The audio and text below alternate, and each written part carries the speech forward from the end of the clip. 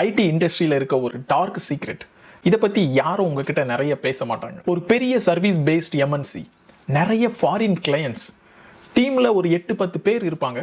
ஆனால் real work 1-2 பேர் மட்டும்தான் பண்ணுவாங்க. அப்புறம் மற்ற டெவ்ஸ் அவங்க நேமை யூஸ் பண்ணி கிளைண்ட் கிட்ட இருந்து ஹார்லி ரேட், பில்லிங் ரேட்லாம் சார்ஜ் பண்ணுவாங்க.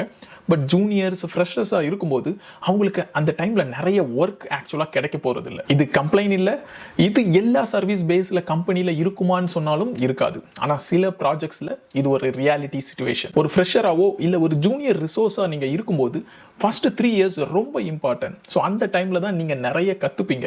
ஸோ இந்த மாதிரி சுச்சுவேஷனில் இருக்கும்போது நீங்கள் சைலண்ட்டாக இருக்காதீங்க. உங்கள் டீம் லீட் கிட்டேயோ உங்கள் மேனேஜர் கிட்டேயோ இதை பற்றி பேசி கொஞ்சம் ஒர்க்கு கேட்டு வாங்கி பண்ணுங்க. எல்லா ஐடி ப்ராஜெக்ட்ஸும் இப்படி தான் இருக்கும்னு ஒரு கம்ஃபர்ட் ஜோனில் மட்டும் தயவு செய்து போயிடாதீங்க. இந்த மாதிரி கொஞ்சம் இன்ட்ரெஸ்டிங்காக ஐடி இண்டஸ்ட்ரியில் இருக்க டிப்ஸ் அண்ட் சீக்ரெட்ஸை பற்றி தெரிஞ்சுக்கிறதுக்கு இந்த சேனலை மறக்காமல் ஃபாலோ பண்ணிக்கோங்க.